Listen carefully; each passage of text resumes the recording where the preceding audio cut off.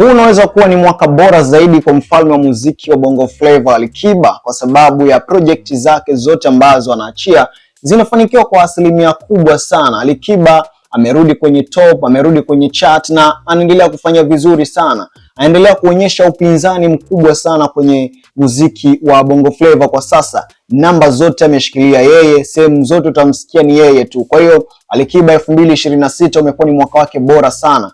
Ilipoachiwa tu finale, basi vichwa vya habari media zote ilikuwa ni Alikiba na Bien. Finale ilifanya poa sana. Amekuja ameachia Buju, moja kati ya ngoma ambazo zinaendelea kusumbua kwa sasa hivi. Ukiangalia pale Kenya, msanii ambaye anasikilizwa zaidi Alikiba anashikilia pale namba 1 Kenya kwa kufuatiliwa zaidi kwa sasa hivi kwenye YouTube. Lakini ukija Tanzania pia ameshikilia namba 1. Hiyo inaonyesha ni kwa kiasi gani kwamba muziki wa Alikiba mwaka huu ameamua kufanya muziki serious, tofauti na vile ambavyo labda watu walikuwa wanachukulia. Buju kwa sasa hivi ipo namba 1 kwenye trending, bado inaendelea kufanya poa ikiwa na zaidi ya viewers milioni 4. Kwa hiyo unaona ni kwa kiasi gani kwamba ni moja kati ya ngoma ambazo zinapendwa sana na watu. Ukienda pale Boomplay ipo nafasi ya pili chini ya wimbo wa Mario ambao ni wimbo wa Mombasa, lakini upande wa YouTube inashikilia namba 1 ikiwa juu ya wimbo wa Mario wa Mombasa, lakini pia na wimbo wa Zuchu ambao ameachia juzi kati tu hapa wa Aye. Hivyo ndivyo ambavyo trending ilivyo, hivyo ndivyo ambavyo numbers zinaendelea kutengenezwa na mfalme wa muziki wa Bongo Flava, ambaye baadhi ya show promoter wengi kwa sasa wanatamani kufanya kazi na Alikiba kutokana na kwamba yupo kwenye chart, yupo kwenye top. Kila sehemu ambako kuna tukio kubwa kwa sasa, basi Alikiba atakuwa ni moja kati ya wasanii ambao watu wengi wanatamani awepo kwenye tukio lao.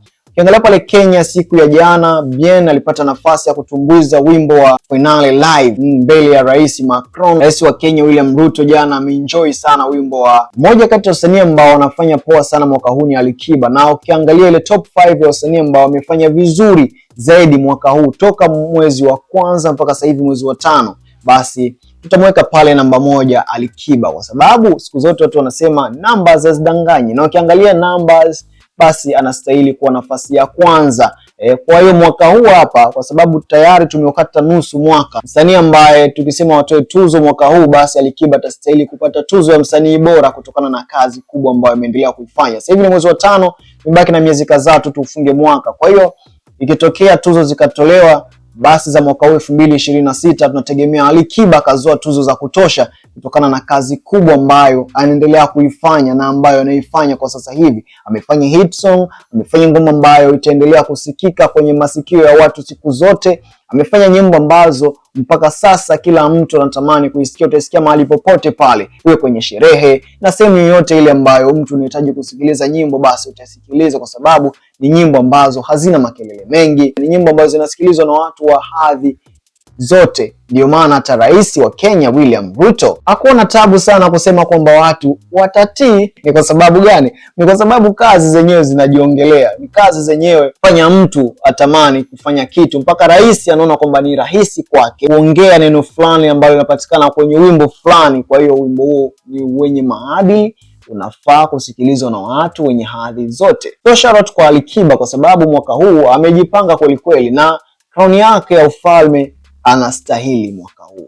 Crown yake ya ufalme ile bado ipo pale pale, anastahili kuendelea kuwa nayo, kuendelea kuilinda. Legend ambaye bado anaendelea kufanya kazi poa, kazi kubwa, kazi ambazo watu wengi sana wakizisikiliza wanaenjoy na kuburudika. Alikiba ni mmoja kati ya wasanii ambao wanafanya nyimbo ambazo zinaishi miaka yote. Akifanya wimbo wake leo, basi kila siku ukisikiliza utafikiri labda ni wimbo ambao umetengenezwa au umeimbwa mwaka huo. Kwa sababu gani? Anafanya nyimbo ambazo zina ladha ya kuishi miaka yote. Anafanya nyimbo ambazo zinaenda tuna trending, bali anafanya nyimbo za kuishi muda wote, miaka yote. Kwa hiyo ni mmoja kati ya wasanii ambao ni top sana kwenye uandishi, ni top kwenye melodies, ni top kwenye kufikiria kitu ambacho kinaweza kikadumu, kitu ambacho hakitochuja kwa muda mfupi sana. Kuna nyimbo nyingi ambazo zimeachiwa na wasanii wengi, but now ukianza kusikiliza nyimbo ambazo zinafanya poa mpaka sasa, basi wimbo wa Bien na Alikiba Finale ni moja kati ya nyimbo ambazo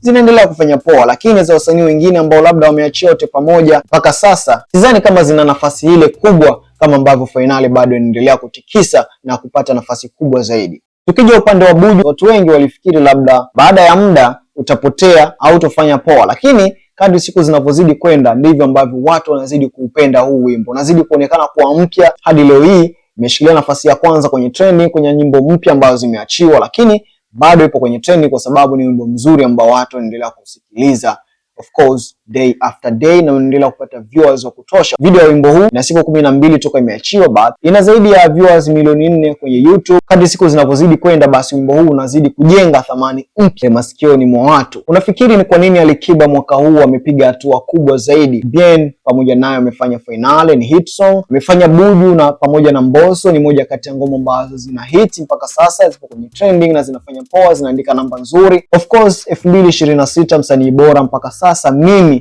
binafsi naona ni Alikiba, labda kuja kutokea nyimbo zingine ambazo zitafanya poa zaidi. Lakini je, mtu ambaye amekuja na kasi hii unategemea nini kutoka kwake siku za mbeleni au miezi ijayo? Huenda akawa na project nyingine ambayo anaweza akaja kuiachia huko mbele.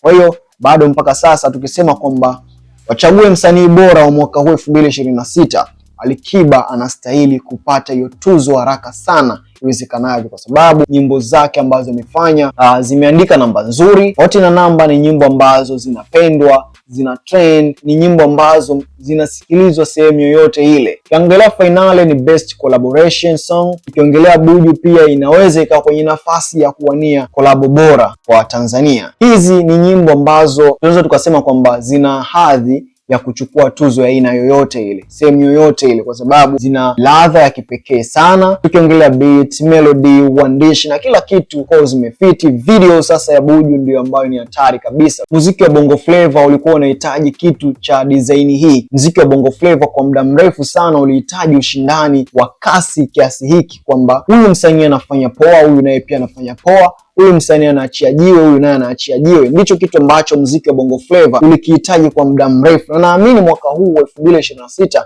ni mwaka ambao hata kwenye hip hop pia kulikuwa kuna ushindani mkubwa, na mpaka sasa bado kuna ushindani mkubwa. Huu ni mwaka ambao muziki wa Bongo Flava au muziki wa Tanzania umekuwa kwa kiasi kikubwa kulinganisha na mwaka 2025. Basi naweza nikasema mwaka huu hapa kulikuwa kuna ushindani mkubwa sana, kwa sababu wasanii wote ukienda kwenye hip hop, kuja kwenye Bongo Flava, wote wanafanya poa, wote wanafanya kazi ambazo zinateka mitandao, wote wanafanya kazi ambazo zinateka mashabiki, wanataka wasikilize kitu kutoka kwa wasanii hao. Na jambo gani la kuongea kuhusiana na muziki wa Alikiba mwaka huu 2026? Drop hapo comment yako. Mimi ni Abdul Juma the Monster, na nilikuwa nakuja kukuonyesha tu kile ambacho Alikiba amefanya mwaka huu 2026. Kuanza mwezi wa kwanza mpaka sasa hivi mwezi wa 5, sijaona msanii ambaye amefanya vizuri zaidi ya Alikiba, sababu amefanya nyimbo ambazo zimeandika namba nyingi, amefanya nyimbo ambazo mpaka sasa zipo kwenye trending, anashikilia nafasi ya kwanza kwenye trending Kenya, anashikilia nafasi ya kwanza kwenye trending Tanzania. Kwa hiyo hicho ni kitu kikubwa ambacho kinatosha kumuonyesha mtu amefanya kazi kubwa kiasi gani. Drop hapo comment yako, alafu tukutane na wana kitani.